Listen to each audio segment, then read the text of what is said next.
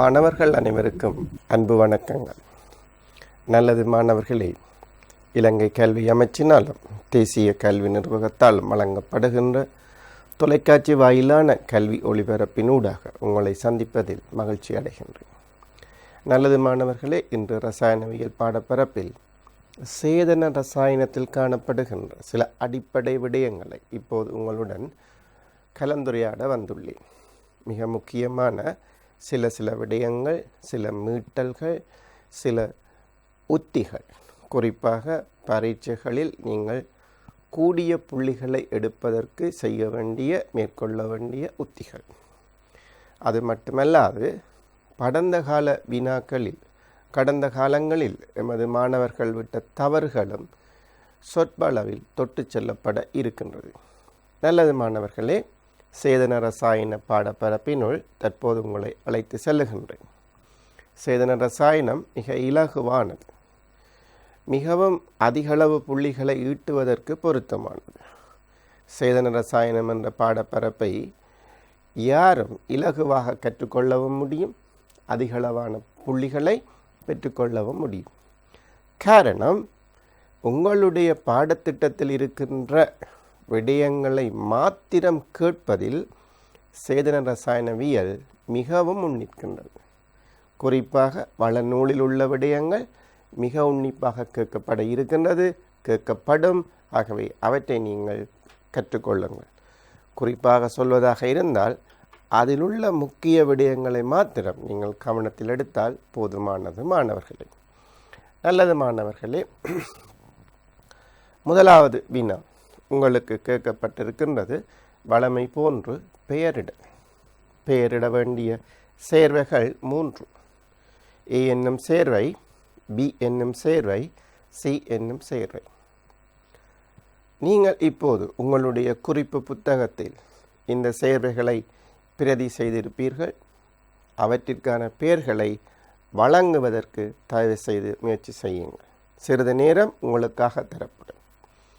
நீங்கள் செய்ய வேண்டியது, ஒவ்வொரு சேர்வையிலும் காணப்படுகின்ற பிரதான தொழிற்பாட்டு கூட்டம் என்ன என்பதை உய்த்தறிய வேண்டும். ஒவ்வொரு சேர்வையிலும் காணப்படுகின்ற பிரதான தொழிற்பாட்டு கூட்டம் என்ன என்பதை உய்த்தறிய வேண்டும். அங்கே காணப்படுகின்ற இரட்டை பிணைப்புகள், மும்மை பிணைப்புகள் தொடர்பாக கொஞ்சம் அவதானமாக இருக்க வேண்டும். கிளைகள் எவை, கிளைகளில் எவை ஆங்கில அகரவரிசையில் முன்னிற்கு வருகின்றது என்பதையும் கவனத்தில் நீங்கள் கொள்ள வேண்டும். மாணவர்களே, இப்போது இந்த 3 சேர்வைகளுக்குமான பெயர் உங்களுடைய குறிப்பு புத்தகத்தில் எழுதப்பட்டிருக்கும். இதை நீங்கள் சரியாகவும் எழுதியிருப்பீர்கள் என இம்முறை நான் நம்புகின்றேன்.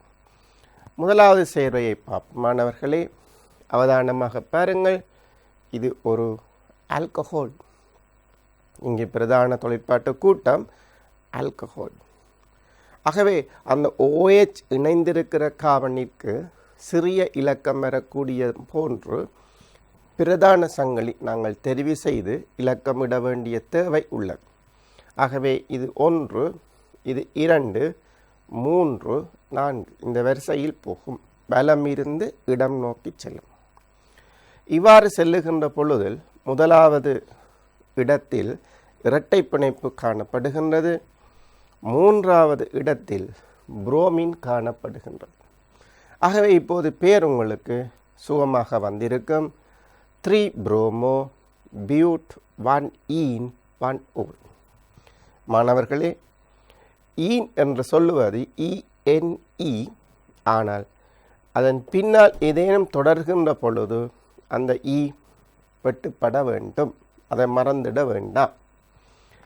நல்லது மாணவர்களே, பி சேர்வையினுடைய பெயரை நாங்கள் இப்போது யோசிப்போம். இங்கே பிரதான தொழிற்பாட்டு கூட்டம் CONH2 ஏமைடு. இங்கே OH என்கின்ற ஒரு கிளை இருக்கின்றது, ஹைட்ராக்சைடு. அதை போன்று ஆக்சோ என்று இன்னொரு கிளை இருக்கின்றது. 2 கிளைகள். இங்கு H தான் ஆங்கில அகரவரிசையில் முன்னிற்கு வரும். ஆகவே நாங்கள் பெயர் வைக்கின்றோம் 2 ஹைட்ராக்சி. 2வது கார்பனில் அது இணைந்துள்ளது. 3 ஆக்சோ, மூன்றாவது கார்பனில் ஆக்சிஜன் இணைந்துள்ளது. மொத்த கார்பன் எண்ணிக்கை 5. So pentanamide, pentanamide. 3 hydroxy, 3 oxo, 2 hydroxy, 3 oxo, pentanamide இச்சேர்வையினது திருத்தமான பெயர் ஆகும். இன்னொரு வினா உங்களுக்கு பெயர் வைக்க வேண்டி இருக்கின்றது. அந்த வினா சற்று அவதானமாக நீங்கள் யோசிக்க வேண்டிய தேவை காணப்படுகின்றது. இங்கு பிரதான தொழிற்பாட்டு கூட்டம் எசுத்தர். நீங்கள் கண்டிருப்பீர்கள், இந்த இருக்கின்றது எசுத்தர்.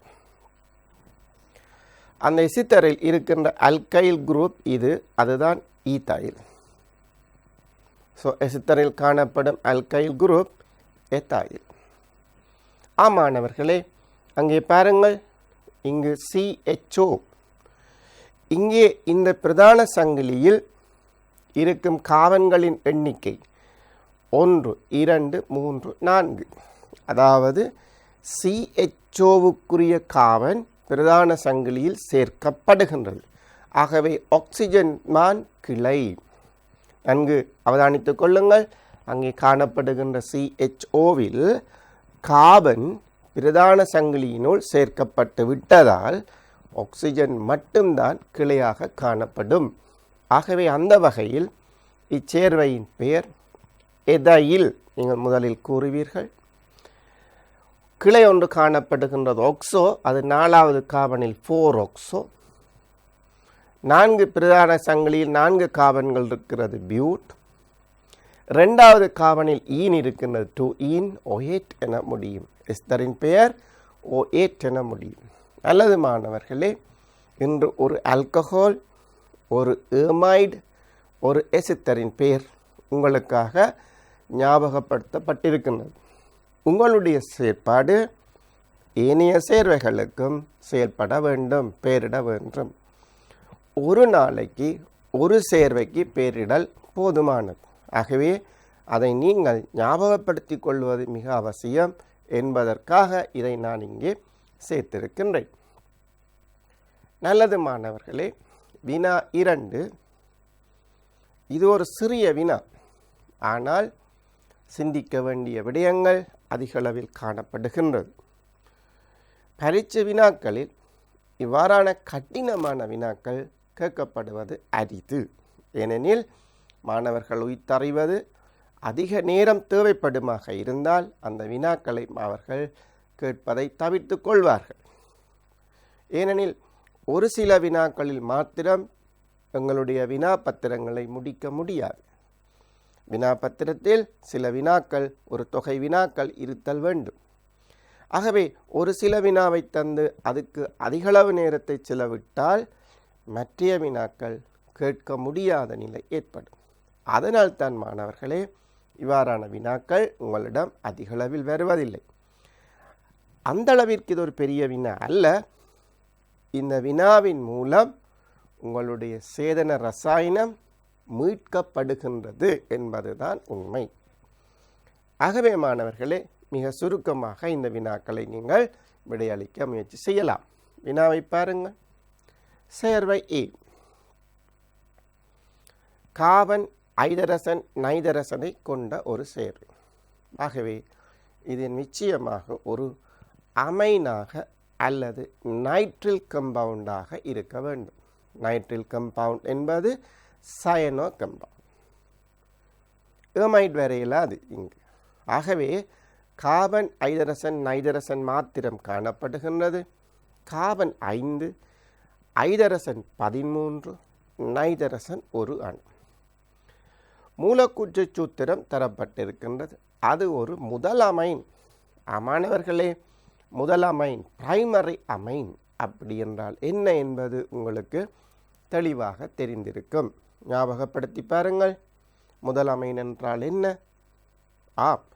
அந்த நைதரசன் அணுவில், அமைனுக்குரிய நைதரசன் அணுவில் ஆக கூடுதலாக ஒரு கிளை இருக்கலாம், ஒரு அல்கைல் கூட்டம் இருக்கலாம். மீதி 2 நைதரசனுக்கு இருக்கிற அந்த 3 வலுவளவில் மீதி 2 வலுவளவும் ஐதரசனால் நிரப்பப்பட்டிருக்க வேண்டும். அதுதான் முதல் அமைனுக்கான எளிய வரைவிலக்கணம். ஓகே, RNH2 என நாங்கள் குறிப்பிடுவோம். ஓகே, வேறு அமைன் வழி அமைன் என்பது மாணவர்களே RNH R என பொருள்படும். புடையமைன் RNRR என பொருள்படும்.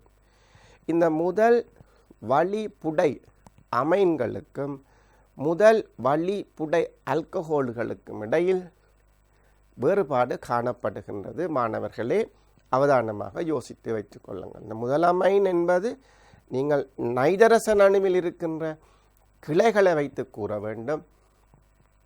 அது அமைனுக்கு சொல்லப்படுகின்றது. ஆல்கஹால்களாக இருந்தால் OH இணைந்திருக்கிற கார்பனில் இருக்கின்ற கிளைகளை வைத்து சொல்ல வேண்டும் முதல் வழி புடை ஆல்கஹால்கள். ஆகவே அதே போன்று தான் ஆல்கஹாலை ஒத்தது தான் அலசன்கள். ஆனால் அமைன்கள் சற்று வித்தியாசமானவை. ஆகவே நீங்கள் அதில் குழப்படி இருக்கக்கூடாது. உங்களுக்கு ஒரு குழப்பங்களும் வந்து செல்லக்கூடாது. வலு திருத்தமாக அவதானமாக அதை நீங்கள் விளங்கிக் கொள்ள வேண்டும். அது ஒரு முதல் அமைனாகும். A எனும் சேர்வை NaNO2 HCl, அதாவது HNO2 தாக்கமடைகின்ற பொழுது சேர்வை B கிடைக்கின்றது. ஆகவே Aயிலிருந்து சேர்வை Bயை நீங்கள் பெற வேண்டுமாக இருந்தால் NaNO2 HCl எனும் தாக்கி சேர்க்கப்பட வேண்டும். ஆம், யோசித்து பாருங்கள். எங்களுக்கு முதல் அமைனுடைய தாக்கங்கள் இருக்கின்றது HNO2 HNO2 அந்த முதல் அமைன்களை என்னவாக மாற்றும்? யோசித்து பாருங்கள், ஆல்கஹால்களாக மாற்றும். அதில் முதல் ஆல்கஹால் வரலாம், வள்ளி ஆல்கஹால் வரலாம், புடை ஆல்கஹால் வரலாம், எதுவும் வரலாம். ஸோ முதல் அமைன் HNO2 தாக்கம் அடைவதால் ஆல்கஹால்கள் விளைவாக கிடைக்கும். இந்த B என்ற சேர்வை தான் அந்த ஆல்கஹாலாக இருக்க வேண்டும். அது Al2O3 சேர்த்து சூடாக்கின்ற பொழுது தாக்கம் அடையவில்லை, எந்த தாக்கத்திலும் பங்கெடுக்கவில்லை. ஆமானவர்களே, வழமையாக ஆல்கஹால்களுக்கு நீரகற்றும் கருவி Al2O3 வெப்பம், P2O5 வெப்பம், செறிந்த சல்பூரிக் அமிலம் 170 பாகசிக்கு கூடிய அளவிலான வெப்பம் வழங்கப்படுகின்ற பொழுது நீரகற்றல் நிகழ்ந்து ஆல்கைன்கள் உருவாவதற்கான வாய்ப்புகள் காணப்படுகின்றது. குறிப்பாக ஆல்கீன்கள் தயாரிக்கப்படுவதற்கு இந்த தாக்கங்கள் மிக அவசியம். ஆனால் இங்கு என்ன சொல்லுகிறார்கள்? அந்த B என்ற சேர்வை Al2O3 தாக்கமடைந்து ஆல்கீனை தராது என கூறுகிறார்கள். அதை ஞாபகம், தாக்கம் அடையாது. வினாப்பத்திரங்களில் இவ்வாறான முக்கியமான சொற்கள் தடித்த எழுத்துக்களால் குறிப்பிடப்பட்டிருக்கும். அவ்வாறு குறிப்பிடப்பட்டிருப்பின் அதில் நீங்கள் கூடிய கவனம் செலுத்த வேண்டும். இவ்வாறான விடயங்களில் கவனத்தை செலுத்துவதை தவறுகின்ற மாணவர்கள் பெறுபவர்கள் எடுப்பதிலும் தவறுகிறார்கள் என்பது உண்மை. ஆகவே மாணவர்களே அவதானமாக இதை விளங்கிக் கொள்ளுங்கள். இது நீரகற்றல் தாக்கத்திற்கு உள்ளாகாது. இது இவ்வளவு தரவு.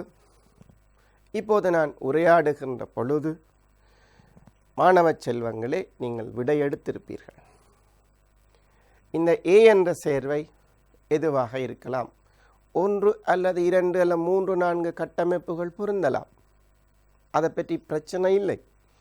ஆனால் நீங்கள் விடை எடுத்திருப்பீர்கள் என்று நான் நம்புகின்றேன். காரணம், இந்த நிகழ்ச்சி ஒளிபரப்பை நீங்கள் தொடர்ச்சியாக அவதானித்து வருவதால், அதில் கூறப்படுகின்ற ஆலோசனைகளை கேட்டு அதன் வழி நீங்கள் நடந்து கொள்வதால் இந்த விடை உங்கள் கையில் நிச்சயம் இருக்கும்.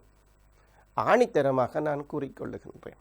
ஆமானவர்களே, இப்போது வினா என்ன என்று பார்ப்போம். வினா ஏயை உய்த்தறிக. உய்த்தறிக என்பது நீங்கள் சிறிதளவு காரணங்கள் கொடுக்க வேண்டும், சில விளக்கங்கள் கொடுக்க வேண்டும். நான் உரையாடிய விளக்கங்களை நீங்கள் செவிமடுத்திருப்பீர்கள். அதில் இருக்கின்ற சாராம்சங்கள் நீங்கள் வழங்கினை. அது என்ன என்பதை கொடுக்க வேண்டும். A என்ற சேர்வை எது என்று குறிப்பிட வேண்டும், கட்டமைப்பை கொடுக்க வேண்டும், ஏயை பெயரிடுக. ஆம், இப்போது வினாவுக்கு செல்லுவோம். உங்களுக்கு தரப்பட்டிருக்கும் ஒரு சேர்வை C5H13N. அது ஒரு முதல் அமைன். இவ்வளவுதான் தரவு. இந்த முதல் அமைனுக்கு மாணவர்களே எத்தனை கட்டமைப்புகள் வரையலாம்? சாத்தியமானது. அவ்வளவும் நீங்கள் கீறணும் என்பதல்ல இந்த விடை எடுப்பதற்கு. நாங்கள் ஒரு மீட்டலாக அதை செய்து பார்ப்போம். C5H13N மூலக்கூற்று சூத்திரமாக இருக்கின்ற முதல் அமைனுக்கு வரையக்கூடிய சேர்வைகள் எத்தனை? 3 அல்லது 4 அல்லது 6? எத்தனை விடை நீங்கள் எடுத்திருப்பீர்கள்? யோசிச்சு பாருங்கள். ஆம், சிலர் 6 விடை எடுத்திருக்கிறீர்கள், சிலர் 4 அமைன்கள் யோசிக்கலாம் என்று எடுக்கிறீர்கள், சிலர் கூடுதலாக 5 விட கூடுதலாக எடுக்கலாம் என்று யோசிக்கிறீர்கள். பல யோசனைகள் காணப்படுகின்றது. ஆம், ஒவ்வொன்றாக யோசித்து பார்ப்போம். முதலாவது கட்டமைப்பு இது பாருங்கள். 5 கார்பன், 13 ஹைட்ரஜன், ஒரு நைட்ரஜன் அணு. இது ஒரு முதல் அமைன். இந்த சேர்வையின் பெயரை சற்று யோசியுங்கள். எவ்வாறு வரும்? ஆம், நீங்கள் சிந்தித்த பெயர் சரியானதா என இப்போது யோசித்து பாருங்கள் மாணவர்களே. இப்போது பாருங்கள், எத்தனை சேர்வை? 5 சேர்வை. ஆகவே சரியானதா என்பதை சற்று யோசித்து பாருங்கள்.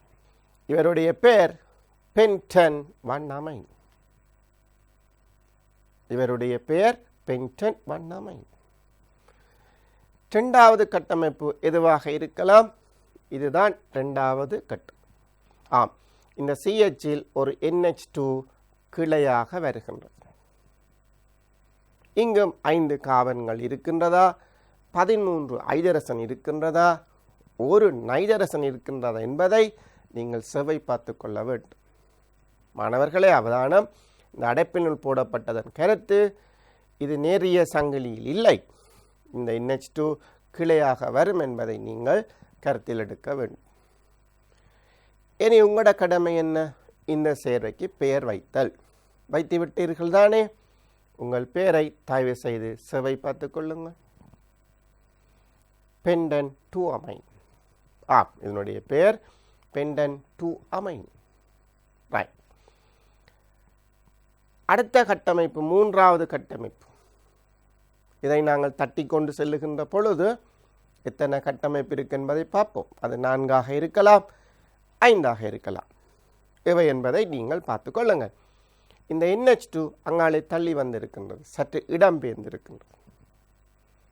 இதன் அடிப்படையில் இந்த சேர்வையின் பெயரை நீங்கள் இப்போது எழுதியிருப்பீர்கள், மனதில் சொல்லியிருப்பீர்கள். மனதில் சொன்னால் போதாது, அதை எழுதி பாருங்கள் மாணவர்களே.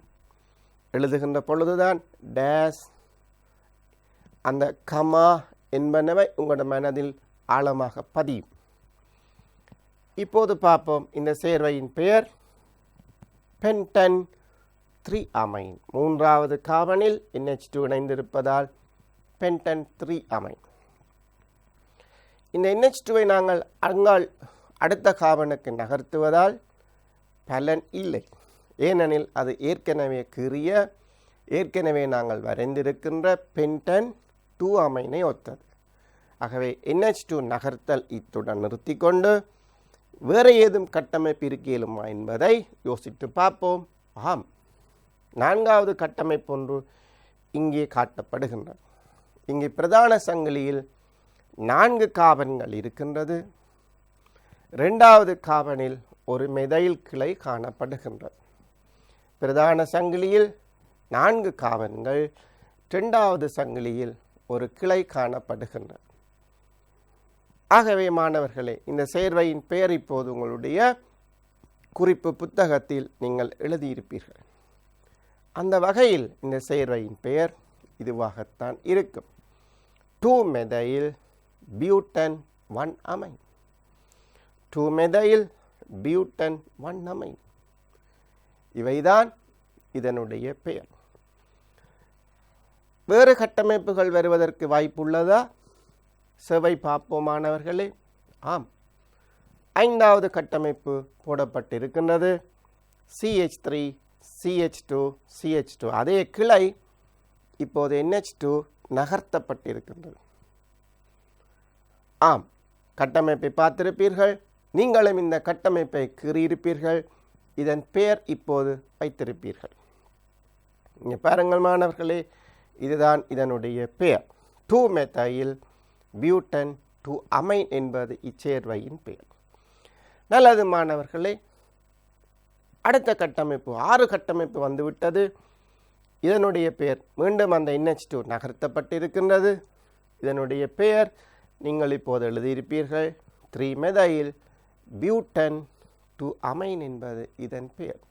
ஆம், இப்போது இலக்கம் இடப்பக்கம் இருந்து வலப்பக்கம் இடப்படுகின்றது. காரணம் NH2 தான் பிரதான தொழிற்பாட்டு கூட்டம். ஆகவே அவருக்கு குறைவான இலக்கம் வரக்கூடிய மாதிரி இலக்கம் இட வேண்டிய தேவை உங்களுக்கு ஏற்பட்டுள்ளது. ஆகவே இப்போது இலக்கம் இடமிருந்து வலமாக வந்திருக்கின்றது. ஆகவே 3-மெதைல் பியூட்டன் 2-அமைன் என்பது பெயர். ஆகவே அடுத்த வினாவிற்கு நாங்கள் சென்றோம். அடுத்த கட்டமைப்புக்கு செல்லுகின்றோம். 7வது கட்டமைப்பும் கிடைத்துவிட்டது. இங்கும் NH2 நகர்த்தப்பட்டு இருக்கின்றது. 1வது கார்பனுக்கு கொண்டு செல்லப்பட்டு விட்டது. ஆகவே இதன் பெயர் இங்கே பாருங்கள் மாணவர்களே, 3-மெதைல் பியூட்டன் 1-அமைன். இன்னும் கட்டமைப்பு இருக்குதோ தெரியாது, சேவை பார்ப்போம். ஆம், 8வது கட்டமைப்பும் கிடைத்துவிட்டது. இதுதான் 8வது கட்டமைப்பு. இங்கே 1வது கார்பனில் 3 CH3 கூட்டங்கள் சேர்ந்திருக்கின்றது. அடுத்தது CH2, அடுத்தது NH2 மிக இலகுவாக போகின்றது. இதனுடைய பெயர் மாணவர்களே சற்று யோசிச்சு பாருங்கள். 2,2 டைமெத்தைல் புரோப்பன் 1-அமைன் என்பது இச்சேர்வையின் பெயர். 2,2 டைமெதைல் புரோப்பன் 1-அமைன் என்பது இச்சேர்வையின் பெயர். ஆமாணவர்களே, இச்சேர்வைக்கு அதாவது C5H13Ni மூலக்கூற்று சூத்திரமாக இருக்கின்ற முதல் அமைனுக்கு வரையக்கூடிய கட்டமைப்புகள் 8. அதற்கு இருக்கின்ற பெயர்களும் உங்களுக்கு இப்போது தெரியும். இந்த 8 சேர்வைகளில் எந்த சேர்வை A ஆக இருக்கலாம்? ஒன்றுதான் இருக்க வேண்டும் என்பது இல்லை, ஒன்றுக்கு மேற்பட்ட சேர்வைகளும் இருக்கலாம். இதற்கு நாங்கள் அந்த தரவை சற்று மீட்டு பார்ப்போம். HNO2 உடன் தாக்கமடைந்து Bயை தருகின்றது. B Al2O3 உடன் தாக்கமடையவில்லை. ஆகவே இந்த தாக்கத்தை சற்று யோசித்து பார்ப்போம் மாணவர்களே, சிந்தித்து பாருங்கள். எங்களுக்கு கிடைக்கின்ற மாணவர்களுடைய தகவல்களின்படி இந்த நிகழ்வில், தொலைக்காட்சி வாயிலான கல்வி நிகழ்வில், இந்த கல்வியை நாங்கள் நிகழ்வை நடத்தி கொண்டிருக்கின்ற பொழுது இந்த வழுக்கிகளை நாங்கள் விரைவாக அசைப்பதாக மாணவர்கள் முன்வைக்கின்றார்கள். சற்று சிந்திப்பதற்கு இடம் தரக்கூடிய நேரங்களை தருமாறு பல மாணவர்கள் கேட்கின்றார்கள். இந்த நிழற்பிரதிகளை நாங்கள் விரைவாக அரக்குவதனால், விரைவாக நாங்கள் நகர்த்துவதனால் தங்களுடைய சிந்தனை திறன் கொஞ்சம் குறைவதாகவும் அதற்கு சந்தர்ப்பம் வழங்கப்படவில்லை என்று மாணவர்கள் முறையிடுகின்றார்கள். என்ன செய்வது மாணவர்களே, நேரங்கள் இங்கு ஒரு அளவுதான் வழங்கப்பட்டிருக்கின்றது, வரையறுக்கப்பட்டிருக்கின்றது. நல்லது மாணவர்களே, இந்த நிகழ்வுகளை நீங்கள் தொலைக்காட்சி வாயிலாக பார்க்கலாம் மற்றும் எங்களுடைய இணையதளத்தினூடாகவும் சென்று பார்வையிடலாம். அங்கு செல்லுகின்ற பொழுது நீங்கள் இவற்றை நீங்கள் நிறுத்தி செய்வதன் மூலம் இந்த பிரச்சனை உங்களுக்கு ஏற்படாது என நாங்கள் எண்ணுகின்றோம். எனினும் இயலுமான வரை நாங்கள் அதற்கான உங்களை சிந்திப்பதற்கான நேரங்களை நாங்கள் தருவதற்கு முயற்சிக்கின்றோம். அது நேரடியாக இல்லாட்டியும் மறைமுகமாவது உங்களுக்கு அது வந்து சேரும் முயற்சி செய்கின்றோம். சில விடயங்களில் நாங்கள் சிலவற்றை செய்ய முடியாத நிலையில் உள்ளோம் என்பதையும் நீங்கள் விளங்கிக் கொள்ளுவீர்கள் மாணவர்களே. ஆகவே கொஞ்சம் விரைவாக சிந்திப்பதற்கும் நீங்கள் பழகிக்கொள்ள வேண்டும். அதுவும் இந்த நிகழ்வினூடாக நிகழ்கின்றது. ஆகவே அதுவும் எங்களது எதிர்பார்ப்பாக இருப்பதால் தயவு செய்து மாணவர்களே கொஞ்சம் விரைவாக நீங்களும் சிந்திப்பதற்கு குறிப்பெடுத்துக் கொள்வதற்கு பழகுவது மிக மிக அவசியம். ஏனெனில் பல்கலைக்கழகங்கள் நீங்கள் செல்லுகின்ற பொழுது இந்த விரைவு என்பதன் அர்த்தம் உங்களுக்கு நன்கு புரியும். அங்கு மெதுவாக செல்பவர்கள், விரைவாக செல்ல மறக்கிறவர்கள் பின்தள்ளப்படுவார்கள். ஆகவே அங்கு விரைவு என்பதன் அர்த்தம் உங்களுக்கு அங்குதான் புரியும். ஆகவே அங்கு செல்வதற்கு ஆயத்தங்களை இப்போதே செய்ய தொடங்குங்கள் என்று அன்புடன் கேட்டுக்கொள்ளுகின்றேன் மாணவர்களே. மாணவர்களே, இப்போது நாங்கள் தாக்கங்களை யோசித்து பார்ப்போம். முதலாவது சேர்வை உங்களுக்கு தெரியும், பென்டன் 1 அமைன் இந்த HNO2 உடன் தாக்கமடைந்தால் பென்டன் 1 ஓலை தரும். அது Al2O3 உடன் தாக்கமடைந்தால் பென்டன் 1 ஈனை தரும், பென்ட் 1 ஈனை தரும். ஆகவே இது எங்களுக்கு இந்த முதலாவது சேர்வை ஏயாக இருப்பதற்கு வாய்ப்பு இல்லை, ஏனெனில் இங்கு தாக்கம் நிகழ்கின்றது. நல்லது மாணவர்களே, அடுத்த சேர்வைக்கு போகும். இதுவும் எங்களுக்கு தாக்கம் நிகழ்கின்றது, டபுள் பாண்ட் கிடைக்கின்றது. ஆகவே இரண்டாவது சேர்வையும் எங்களுக்கு விளைவாக வருவதற்கு வாய்ப்பு இல்லை. நல்லது, விளங்கி இருக்கும் மாணவர்கள். இப்போது நாங்கள் மூன்றாவது சேர்வையை யோசித்து பார்ப்போம். பாருங்கள், இந்த NH2 கூட்டம் OH கூட்டமாக வரும். பியூட்டன் 3 அமைன் பியூட்டன் 3 ஓலாக வரும். இந்த OHம் அருகாமையில் உள்ள காமல் இந்த ஐதரசனம் கலட்டப்படும். ஸோ எங்களுக்கு Ben 10 1 amine Ben 10 3 amine Ben 10 3 ஓலாக மாறி பென்ட் 2 ஈன் என்ற சேர்வை விளைவாக தருகின்றது. ஆகவே pent 3 amine Ben 10 3 amine Ben 10 3 ஓல் பென்ட் 2 ஈன் இந்த மூன்று விளைவும் வருகின்றது. ஆகவே மூன்றாவது சேர்வையும் எங்களுக்கு பொருத்தமான சேர்வையாக இருக்க முடியாது.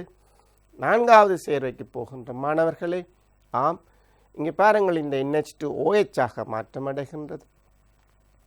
ஒரு பிரைமரி ஆல்கஹால் வருகின்றது. இங்கும் டபுள் பாண்ட் எங்களுக்கு விளைவாக கிடைக்கின்றது. ஆகவே நான்காவது சேர்வையும் ஏயாக இருப்பதற்கு வாய்ப்பில்லை.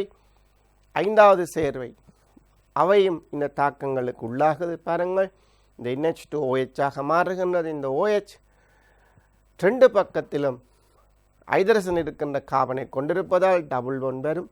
ஆகவே ஐந்தாவது சேர்வையும் ஏயாக இருப்பதற்கான வாய்ப்பு இல்லை என்பது இப்போது புரிந்திருக்கும்.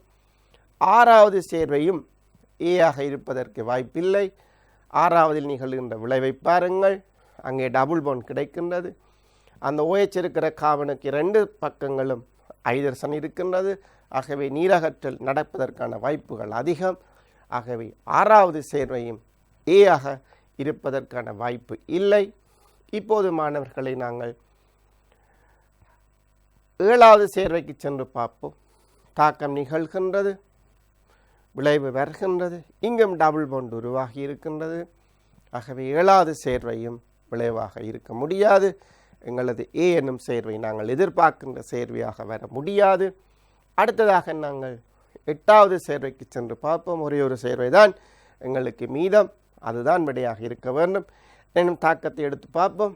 OH வருகின்றது. ஆம், NH2 OH ஆக மாறிவிட்டது.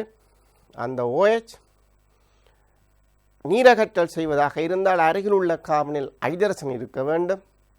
அருகில் உள்ள கார்பன், இந்த கார்பன் என்பது உங்களுக்கு தெரியும், அந்த கார்பனில் ஐதரசன் இல்லை. 3 மெதைல் கூட்டம் இணைந்திருக்கின்றது.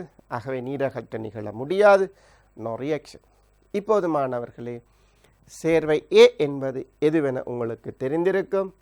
அதன்படி நாங்கள் முடிவை சொல்லுவோம். ஆகவே சேர்வை ஏ ஆனது இதுதான் சேர்வை ஏ. ஆம், 2,2 டைமெதைல் ப்ரோபன் 1 அமைன் என்பது தான் அந்த சேர்வை. அதனுடைய பெயர் 2,2 டைமெதைல் ப்ரோபன் 1 அமைன். இந்த படிமுறைகளின் ஊடாக எவ்வளவு இலகுவாக நாங்கள் இந்த விடையை தவறின்றி பெற்றோம் என்பதை நீங்கள் மாணவர்களே சிந்தித்து பார்க்க வேண்டும். அந்த முறையை நீங்களும் பல தடவைகளில் பயிற்சி செய்து பார்க்க வேண்டும். பியினது கட்டமைப்பை தருக, அதன் பெயரை எழுதுக. இது எங்களுக்கு கேட்கப்பட்டிருக்கின்ற ஆவண்ணா வினா. பி உங்களுக்கு தெரியும், ஆல்கஹால். அதன் பேரும் உங்களுக்கு தெரியும். இதுதான் அந்த ஆல்கஹால். அதாவது 8வது வகையான அமைனில் இருந்து கிடைக்கின்ற ஆல்கஹால். அதன் பெயர் 2,2 டைமெதைல் ப்ரோப்பன்ஒன்னோல். 2,2 டைமெதைல் ப்ரோப்பன்ஒன்னோல் என்பது அந்த சேர்வையின் பெயர், பியின் கட்டமைப்பு. ஒரு சிறிய உய்த்தறிதல் மூலம் ஒரு பெரிய பிரச்சனையை நாங்கள் தீர்த்திருக்கின்றோம். இலகுவாக அதை நீங்கள் முகம் கொடுப்பதற்கு பயிற்சி எடுத்தல் மிக அவசியமானவர்கள். நல்லது மாணவர்களே, அடுத்த வினா உங்களுக்கு கேட்கப்பட்டிருக்கின்றது, தரப்பட்டிருக்கின்றது. பி ஆனது PBr3 தாக்கம் புரிந்து சி என்னும் பிரதான விளைவை தந்தது. பி என்பது உங்களுக்கு தெரியும், இந்த ஆல்கஹால் ஒரு பிரைமரி ஆல்கஹால். 2,2 டைமெத்தைல் ப்ரோப்பன்ஒன்னோல். அந்த சேர்வை PBr3 தாக்கமடைகின்றது. சி என்னும் ஒரு விளைவு கிடைக்கின்றது. ஆகவே ஆல்கஹால் PBr3 தாக்கமடைந்தால் புரோமின் சென்று இணையும். அது உங்களுக்கு தெரிந்த விடயம். சியின் கட்டமைப்பு யாது, அதன் பெயர் யாது? இந்த தாக்கம் உங்களுக்கு நன்கு யோசித்திருப்பீர்கள், விடை எடுத்திருப்பீர்கள். ஆகவே விடைக்கு சென்று பார்ப்போமானவர்களே, இதுதான் விடை. 2,2 டைமெதைல் அங்கே கிடைக்கின்றது. 2,2 டைமெதைல். அதைவிட புரோமின் ஒரு கிளையாக வருகின்றது. ஆகவே இவை அனைத்தும் நாங்கள் பேரிட்டில் சேர்க்கப்பட வேண்டும். ஆகவே பேர் 1-புரோமோ 2,2 டைமெதைல் ப்ரோப்பேன் என வருகின்றது. பாருங்கள் மாணவர்களை, 1-புரோமோ புரோமின் இருக்கிற இடம் முதலாவதாக கொடுக்கின்றேன். ஆல்பபெட்டில் புரோமின் தான் முன்னுக்கு வருகின்றது. ஆகவே நாங்கள் 1-புரோமோ 2,2 டைமெத்தைல் ப்ரோப்பேன் என்பது இதன் சுருக்கமான விடையாகும். நல்லது மாணவர்களே, இங்கு தவறானதை நீக்கிவிடவும். இது உங்களுக்கு சேதன ரசாயனத்தில் பல இடங்களில் வந்து செல்லுகின்ற வினாக்கள். பல மாணவர்கள் தெரியாமல் தவறு விடுகின்ற மாணவர்கள் சிலர், தெரிந்தும் தவறு விடுகின்ற மாணவர்கள் பலராக காணப்படுகின்றனர். அவர்களுக்கு ஒரு பயிற்சிக்காகத்தான் இந்த வினா உங்களுக்கு தயாரித்து வழங்கியுள்ளேன். ஆகவே தயவு செய்த மாணவர்களே, இதில் சொல்லுகின்ற விடை முக்கியமல்ல, அந்த அணுகுமுறை, நீங்கள் எவ்வாறு விடை அளிக்க வேண்டும் என்கின்ற அந்த அணுகுமுறையை தயவு செய்து கூர்ந்து கவனியுங்கள் என தாழ்மையாக கேட்டுக்கொள்ளுகின்றேன். தவறானதை நீக்கிவிடவும் என்றால் நீங்கள் தவறானதை வெட்டிவிடவும். நீங்கள் அதற்கு அண்டர்லைன் பண்ணுறது, அதை சுற்றி வட்டம் போடுவது, அவ்வாறான வீண் விரயங்களை, வீண் செயற்பாடுகளை, தேவையற்ற பிரயோசனமற்ற செயற்பாடுகளை நிறுத்துங்கள் மாணவர்கள். வெட்டி விடுங்கள். அந்த சொல்லை நீங்கள் வெட்டிவிட வேண்டும். குறிப்பாக அந்த சொல் அதில் இல்லாமல் இருந்தால் ஒரு பூரண வசனம் வரும். அந்த பூரண வசனம் தான் திருத்தமான வசனமாக காணப்படும். ஆகவே எல்லா விடையும் முடிந்த பின்னர் அதை நீங்கள் செவை பார்த்து விட்டு வாருங்கள். இதுதான் முக்கியம். இங்கு 4 விடைகள் இருக்கின்றது. 3 விடைகள் வெட்டப்பட வேண்டுமாக இருந்தால் அந்த ஒவ்வொரு வெட்டுதலுக்கும் ஒரு புள்ளி வழங்குவார்கள். முதலாவது வெட்டி இருந்தால் ஒரு புள்ளி, 2வது வெட்டி இருந்தால் 2வது புள்ளி, 3வது வெட்டி இருந்தால் 3வது. நீங்கள் ஒரு சொல்லை மட்டும் வெட்டி விட்டு வந்தால் ஒரு புள்ளி மாத்திரம்தான் கிடைக்கும். நான் மேற்கொண்டும் இது உங்களுக்கு நான் வழங்க இருக்கின்றேன். யோசித்து பாருங்கள் மாணவர்கள். பி ஆனது PBr தாக்கம் புரிந்து சி என்னும் விளைவை உருவாக்கும் தாக்கம் ஒரு. பி ஆனது PBr3 தாக்கம் புரிந்து சி என்னும் விளைவை உருவாக்கும் தாக்கம் ஒரு. இப்போது உங்களுக்கு விளங்கி இருக்கும் என்ன கேட்கப்பட இருக்கின்றது என்பது. கருநாட்ட, மின்னாட்ட அல்லது நீக்கல், கூட்டல், பிரதியிடல் தாக்கமாகும். கருநாட்ட, மின்னாட்ட, நீக்கல், கூட்டல், பிரதியிடல் தாக்கமாகும். இதில் 2 வசன நடைகள் காணப்படும். அங்கே பாருங்கள், பெட்டி அடைப்பில் காணப்பட்ட 2 சொற்கள், அடுத்த பெட்டி அடைப்பில் 3 சொற்கள்.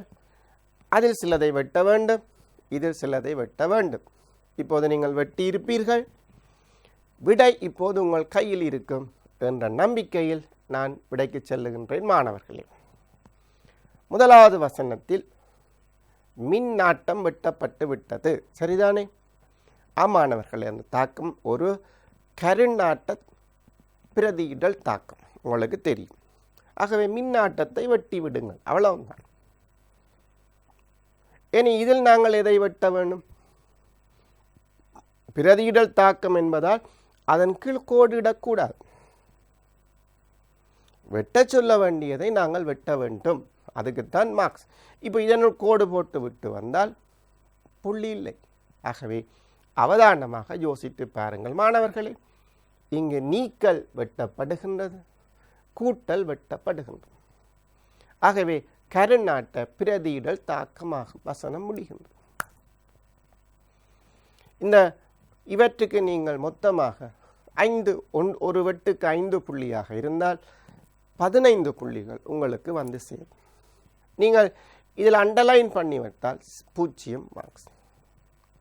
இதில் ஏதாவது ஒன்று மட்டும் வெட்டி இருந்தால் 5 மார்க்ஸ் மாத்திரம்தான் கிடைப்பதற்கு வாய்ப்பு இருக்கின்றது. ஆகவே தயவு செய்து முழு புள்ளிகளை எடுப்பதாக இருந்தால் கேள்வியை நன்கு விளங்கி வாசித்து அதில் என்னத்தை செய்ய சொல்லுகிறார்கள் என்பதை புரிந்து செயல்படுங்கள் மாணவர்களே.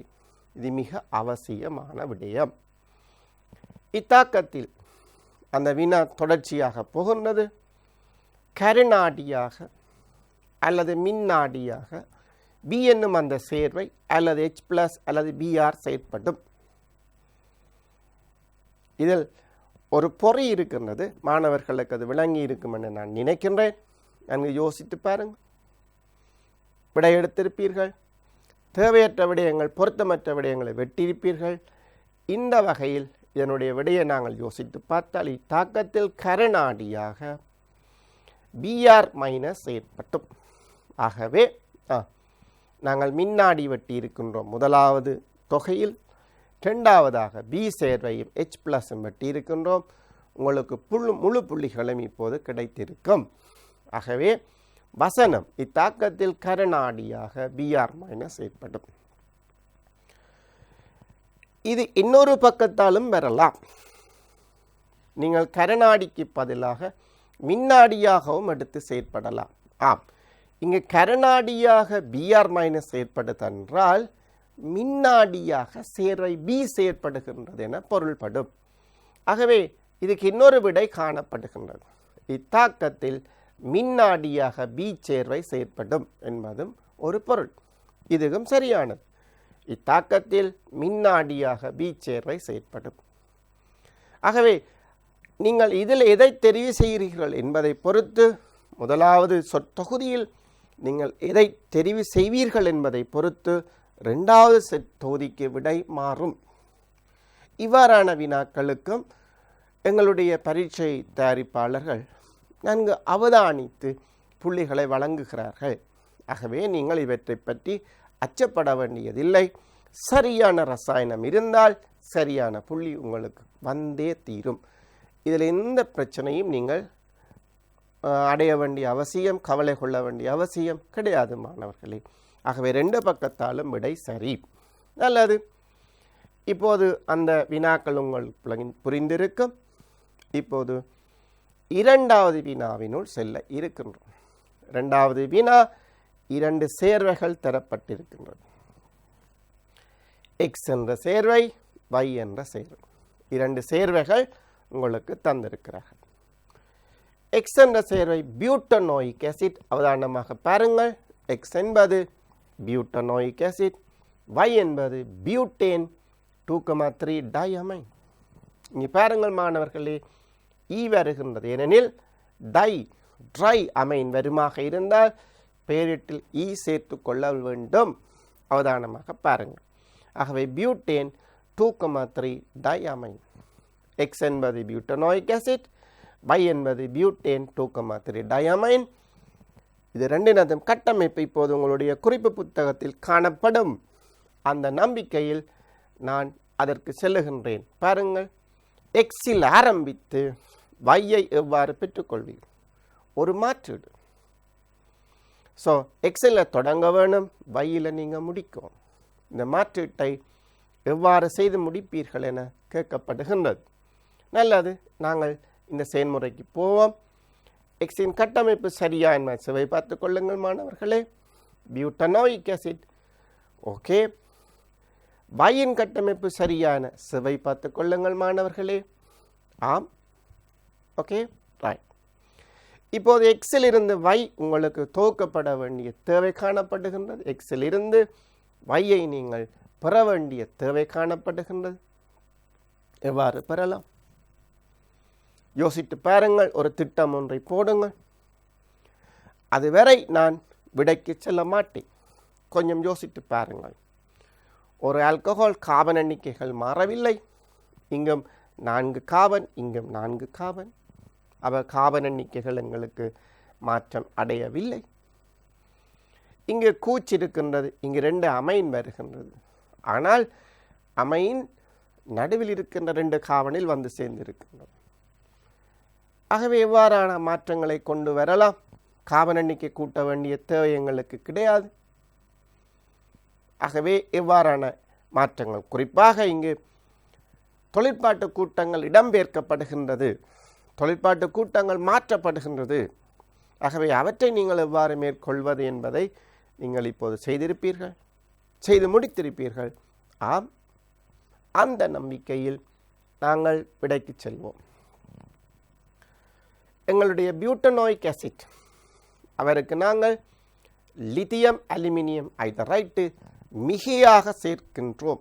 காரணம் உங்களுக்கு தெரியும், இங்கு இருக்கின்ற அமில ஐதரசனும் இதில் இருக்கின்ற H- அதில் வருகின்ற H+ம் லித்தியம் அலுமினியம் ஹைட்ரைடில் வருகின்ற H- தாக்கமடைந்து H2 ஆக வெளியேறும். ஆகவே தாழ்த்தல் தாக்கத்திற்கு தேவையான இந்த லித்தியம் அலுமினியம் ஹைட்ரைடின் அளவு கொஞ்சம் கூடுதலாக தேவைப்படும். எனவே தான் நாங்கள் மிகையாக சேர்க்க வேண்டும். நீங்கள் மிகையாக எழுத வேணும் என்பது அவசியம் இல்லை. அதை நான் அடைப்பினுள் போட்டிருக்கின்றேன். அவ்வாறு சேர்த்த பின்னர் அமிலம் நீர் சேர்க்கலாம், அல்லது ஐதான அமிலம் சேர்க்கின்ற பொழுது எங்களுக்கு முதல் ஆல்கஹால் கிடைக்கின்றது. பியூட்டன் 1 விளைவாக கிடைக்கின்றது மாணவர்களே. ஸோ இப்போது உங்களுக்கு விளங்கும், கார்பாக்சிலிக் அமிலங்களை தாழ்த்துவதன் மூலம் ஆல்கஹால்களை பெற்றுக்கொள்ள முடியும். ஒரு கார்பாக்சிலிக் அமிலம் தாழ்த்தப்படுகின்ற பொழுது பிரைமரி ஆல்கஹால் எங்களுக்கு விளைவாக கிடைக்கும், முதல் ஆல்கஹால் விளைவாக கிடைக்கும். இப்போது செறிந்த சல்பூரிக் அமிலம் 170 பாகசிக்கு மேற்பட்ட வெப்பநிலையில் சேர்க்கின்றோம். மாணவர்களே, உங்களுக்கு தெரியும் 140 பாகசி அந்த வெப்பநிலையில் இந்த செறிந்த சல்பூரிக் அமிலம் ஆல்கஹாலை ஈதராக மாற்றிவிடும். எனவேதான் இந்த சந்தர்ப்பத்தில் நீங்கள் வெப்பநிலை 170 பாகசி என குறிப்பிடுவது நல்லது மாணவர்களே. இந்த தாக்கத்தில் எங்களுக்கு பியூட் 1 விளைவாக கிடைத்துள்ளது. அதனை நாங்கள் இன்னொரு சேர்வையாக மாற்றுகின்றோம். மாணவர்களை பாருங்கள், பியூட் 1க்கு நீங்கள் HBr சேர்க்கிறீர்கள். ஒரு கூட்டல் தாக்கம் ஒன்று அங்கே நிகழ்கின்றது, மின்னாட்ட கூட்டல் தாக்கம் ஒன்று. அதன் விளைவாக 2-புரோமோ பியூட்டேன் எங்களுக்கு கிடைக்கின்றது. 2-புரோமோ பியூட்டேன் எங்களுக்கு விளைவாக கிடைக்கின்றது. அதற்கு நீங்கள் ROH KOH சேர்த்து வெப்பப்படுத்துகிறீர்கள். ஆல்கஹாலிக் பொட்டாசியம் ஹைட்ராக்சைடு சேர்த்து சூடாக்குகிறீர்கள். எங்களுக்கு பியூட் 2 கிடைக்கின்றது. ஆரம்பத்தில் கிடைத்தது பியூட் 1, இப்போது கிடைக்கின்றது பியூட் 2. ஆம், மேற்கொண்டு என்ன செய்ய வேண்டும் என்பது உங்களுக்கு தெரிந்திருக்கும். அந்த பியூட் 2க்கு நீங்கள் Br2CCl4 சேர்க்கிறீர்கள். CCl4 கரைப்பானாக செயற்படும். அப்போது எங்களுக்கு Br கிடைக்கும். நீர் கரைப்பானாக செயற்பட்டால் BrOH வர்றதற்கான வாய்ப்புகள் காணப்படும் மாணவர்களே. ஆகவே நீங்கள் Br 2 விளைவு வர வேண்டுமாக இருந்தால், மீண்டும் ஒரு மின்னாட்ட கூட்டல் தாக்கம் நிகழ வேண்டுமாக இருந்தால் CCl4 சேர்த்தல் மிக நன்று. அதற்கு நீங்கள் எக்ஸஸ் அமோனியா, மிகை அமோனியா சேர்க்கிறீர்கள், OH- சேர்க்கிறீர்கள். விளைவு எங்களுக்கு கேட்கப்பட்ட வினா கிடைக்கப்பெறுகின்றது. பியூட்டேன் 2,3 டைஅமைன் கிடைத்துள்ளது. ஸோ இதுதான் பிள்ளைகள் 2வது வினாவாக கேட்கப்பட்டதன் மாற்றீட்டு செயல்முறைகள். இது உங்களுக்கு நன்கு புரிந்திருக்கும் என நான் நம்புகின்றேன். ஆம், வினா 2ஐ பாருங்கள். எங்களுக்கு கேட்கப்பட்டது பியூட்டனோயிக் அமிலம். அந்த பியூட்டனோயிக் அமிலத்திலிருந்து பியூட்டேன் 2,3 டைஅமைன் எவ்வாறு எடுக்கப்பட்டுள்ளது என்பதை சற்று யோசித்து பாருங்கள். இந்த வினா உங்கள் கேட்கப்பட்டதன் நோக்கம் எங்களுடைய தாக்கங்களை ஞாபகப்படுத்துவதற்கும் உங்களுடைய சிந்திக்கின்ற ஆற்றலை சற்று மேம்படுத்துவதற்காக மட்டும் மாணவர்களே. ஆகவே இதில் வேறு விடயங்கள் இருப்பதாக எனக்கு தெரியவில்லை. நீங்கள் அவதானமாக செயற்படுங்கள். விடை நிச்சயமாக நன்கு பெறுபவர்களை தரக்கூடிய வாய்ப்புகள் காணப்படுகின்றது. மாற்றீடுகள் என்றால் சில மாணவர்களுக்கு சில பிரச்சனைகளை கொடுக்கின்றது, சில அருவருப்புத்தன்மையை கொடுப்பதாக எனக்கு தெரியும். அவ்வாறில்லை மாணவர்களே. ஒரு முடிந்தவரை சரியாக செயற்பட்டு கொண்டு வாருங்கள்.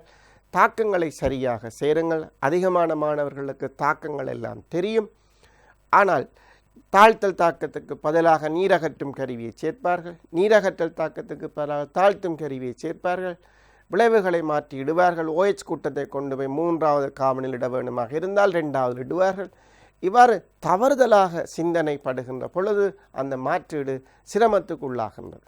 ஆகவே ஒவ்வொரு இடங்களிலும் மிக அவதானமாக இதுதான் தாக்கி இதுதான் விளைவு என்பதை நீங்கள் சிந்தித்து செய்வீர்களாக இருந்தால் இதில் சிரமம் இருப்பதற்கு வாய்ப்பே இல்லை மாணவர்கள். ஆகவே தயவு செய்து நீங்கள் இதில் கூடியளவு பயிற்சி எடுப்பது தான் உங்களுக்கு நல்ல பெறுவர்களை ஈட்டித்தரும் என நான் ஆணித்தரமாக கூறுகின்றேன். மாணவர்களே, எங்களுடைய 3வது வினா ஒரு மீட்டல் வினா. நீங்கள் கற்ற விடயங்களை மீட்பதற்காக இங்கே அவர்கள் அந்த வினாக்களை உங்களிடம் கேட்டிருக்கின்றார்கள்.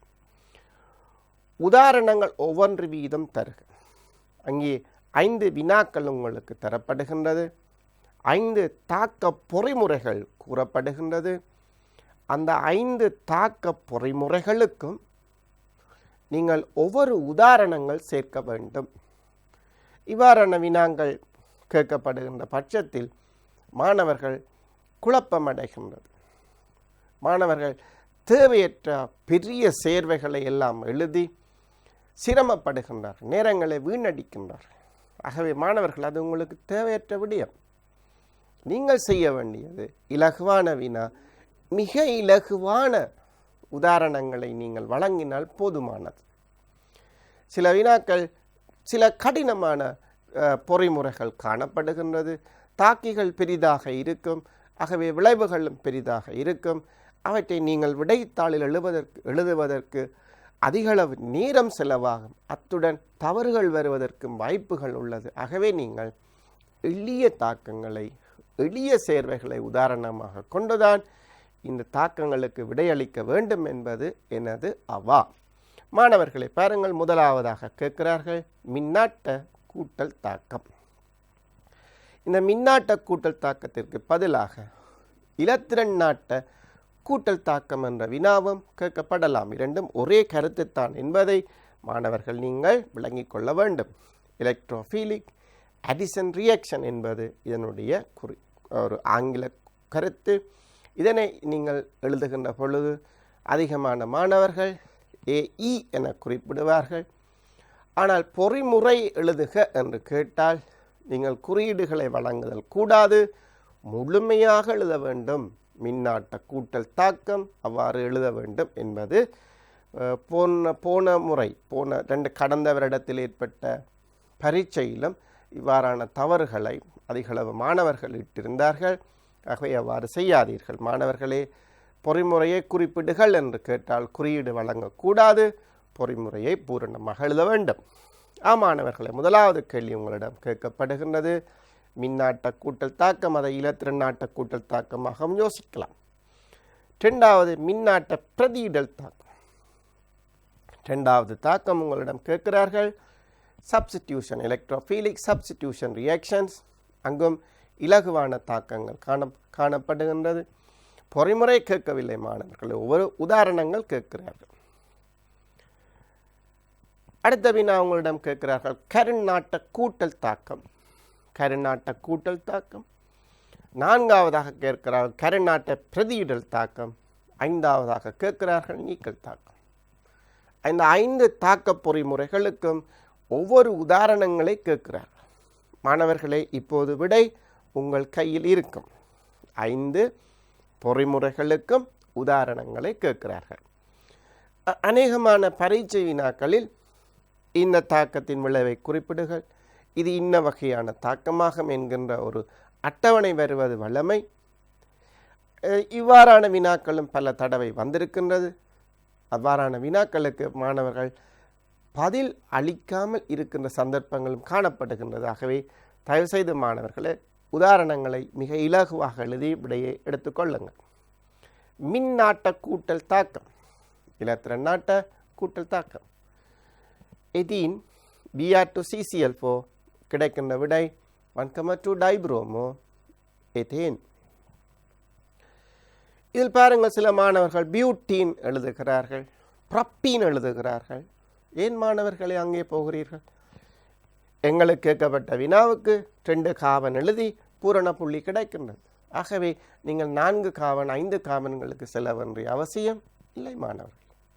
இலகுவாக இந்த பாடம் முடிகின்றது. பாருங்கள், பிஆர் உங்களுக்கு தெரியும். இந்த தாக்கத்தில் இங்கே ஒரு பிஆர் அந்த தாக்கும், இங்கே ஒரு முக்கோண வடிவத்தில் ஒரு இடைநிலை ஒன்று உருவாகும். அதெல்லாம் உங்களுக்கு தெரிந்திருக்கும். இந்த பொறிமுறையை நீங்கள் ஒரு கால் எழுதி பாருங்கள், இன்றே செய்து பாருங்கள். 2வது எங்களிடம் கேட்கப்பட்ட தாக்கம் மின்னாட்ட பிரதியிடல் தாக்கம். இலகுவான தாக்கம், பென்சீன் வளையத்தில் நடக்கின்ற தாக்கம் C6H6. ஹெக்குலேயிட கட்டமைப்புகள் எல்லாம் உங்களுக்கு ஞாபகம் வச்சிருப்பீர்கள். பென்சீனுடைய இயல்புகள் உங்களுக்கு தெரிந்திருக்கும். பென்சீனில் நடக்கின்ற தாக்கங்கள் இலத்திரனாட்ட பிரதியிடல் தாக்கங்கள். பென்சீனில் 3 பைப்பிணைப்பு இருக்கின்றது, 6 பை இலத்திரங்கள் இருக்கின்றது. ஆனால் ஒருடப்பாடற்ற பை இலத்திரங்கள், அதனால் உறுதியான கட்டமைப்பு. எனவே அந்த கூட்டல் தாக்கம் நடப்பதற்கான வாய்ப்புகள் குறைவு. ஆகவே பிரதியிடல் தாக்கங்கள் தான் அங்கு நிகழ்கின்றது. நல்லது மாணவர்களே, இதுதான் அந்த பொறிமுறை. அடுத்த பொறிமுறை கரிநாட்ட கூட்டல் தாக்கம். ஆம், அல்டிஹைட் NaCnHCl அதாவது HCnோடு தாக்கம் அடைகின்றது. கிடைக்கின்ற விளை இந்த விளை 2-ஹைட்ராக்சி ப்ரப்பேன் நைட்ரில் என்பது இந்த சேர்வையின் பெயர். 2-ஹைட்ராக்சி ப்ரப்பேன் நைட்ரில் என்பது இந்த சேர்வையின் பெயராக காணப்படும். 4வது தாக்க பொறிமுறை கரிநாட்ட பிரதியிடல் தாக்கம். இங்கே பாருங்கள், இந்த குளோரின் 2 காவன் தேவையில்லை, ஒரு காவனில் கூட நீங்கள் விடை கொடுக்கலாம். குளோரின் OH ஆக மாற்றப்படுகின்றது. பிரதியிடல் நடக்கின்றது, குளோரின் அகற்றப்பட்டு OH வந்து சேருகின்றது. ஆகவே இது ஒரு கரிநாட்ட பிரதியிடல் தாக்கம், நியூக்ளியோஃபிலிக் சப்ஸ்டிடியூஷன் ரியாக்ஷன். அல்லது மாணவர்களே, நீக்கல் தாக்கம் மிக இலகுவான ஒரு பொறிமுறை. இங்கே பாருங்கள், குளோரின் அருகாமையில் காவலில் இருந்த ஹைட்ரஜன் ROH KOH வெப்பப்படுத்துகிறீர்கள். ஆல்கஹாலிக் KOH, ஆல்கஹால் சேர் KOH அவரெல்லாம் நீங்கள் எழுதலாம், தவறில்லை. ROH KOH என்று எழுதலாம், ஆல்கஹால் சேர் KOH என்று எழுதலாம். கிடைக்கின்ற விட இது. இங்கே என்ன நிகழும் என்று உங்களுக்கு தெரியும் மாணவர்களே. OH கூட்டங்களால் வந்து OH இணைந்து அருகாமையில் உள்ள காவலில் இணைந்து ஹைட்ரஜனும் அதுவும் சேர்ந்து கலட்டப்படும். அதனால் குளோரின் நீக்கமடையும். ஆகவே அதன் மூலம் 2 கார்பன்களுக்கு இடையில் டபுள் பாண்ட் ஒன்று புதிதாக உருவாக்கப்படும். இவைதான் இங்கு நிகழ்கின்ற விளைவுகள், இந்த பொறிமுறைகள். ஆகவே இங்கு பிரதானமான தாக்க பொறிமுறைகள் ஆகிய மின்னாட்ட கூட்டல், மின்னாட்ட பிரதியிடல், கரிநாட்ட கூட்டல், கரிநாட்ட பிரதியிடல் என்ற தாக்கங்கள் உங்களுக்கு சொல்லப்பட்டிருக்கின்றது. அனைத்து தாக்கங்களும் உங்களுக்கு இலகுவான தாக்க பொறிமுறைகள். ஒவ்வொரு உதாரணங்களை ஞாபகப்படுத்தி கொள்ளுங்கள். அதிகளவான பெரிய உதாரணங்களை நீங்கள் தொட்டு செல்ல வேண்டிய அவசியம் கிடையாது. இலகுவாக சிந்தித்து செயற்படுவீர்களாக இருந்தால் சேதன ரசாயனம் மிக மிக அவசியமான, மிக மிக புள்ளிகளை உங்களுக்கு எடுப்பதற்கு மிக பொருத்தமான பாடம். ஆகவே மாணவர்களை தயவு செய்து ஒரு நாளைக்கு 2-3 மாற்றீடுகள் செய்யுங்கள். நீங்கள் இந்த மாற்றீடுகளுக்கு தேவையான பயிற்சிகளை பல இடங்களில் தேடிச் செல்ல வேண்டிய அவசியமில்லை. கடந்த கால வினாக்களில் வந்திருக்கின்ற மாற்றீடுகளை ஒரு கோப்பியில் எழுதி வைத்துக் கொள்ளுங்கள். அவற்றை மீண்டும் மீண்டும் செய்து பாருங்கள். சரியான புள்ளியிடல் திட்டம் இருக்கின்ற அந்த புள்ளியிடல் மார்க்கிங் ஸ்கீம் இருக்கின்றவர்களிடம் அதை வாங்கி நீங்கள் அதை செய்து செவ்வை பார்த்து கொள்ளுங்கள். இந்த மாற்றீடுகளில் மிக முக்கியமானது தேவையற்ற விதத்தில் படிகள் நீளமாக இருந்தால் புள்ளிகள் வழங்கப்படுவதில்லை அல்லது குறைத்து வழங்கப்படும். தவறு அது விடை. ஆனால் தேவையற்ற விதங்களில் ஸ்டெப்ஸ் அதிகமாக இருக்குமென்றால் படிகள் கூடவாக இருக்குமாக இருந்தால் நீங்கள் முழு புள்ளிகளை பெறக்கூடிய பாக்கியம் இல்லாது போகிறதற்கு வாய்ப்பு இருக்கின்றது. ஆகவே அதையும் நீங்கள் அவதானித்துக் கொள்வது மிக அவசியம். கடினம் இல்லை, இலகுவானது. ஆழ்ந்த சிந்தனையுடன் கேள்விகளை வாசித்து நீங்கள் செயற்படுவீர்கள் என்ற வெற்றி உங்கள் பக்கம். நல்லது மாணவர்களே, இத்துடன் இந்த நிகழ்வை நிறைவேற்றிக் கொள்வோம். நன்றி, வணக்கம்.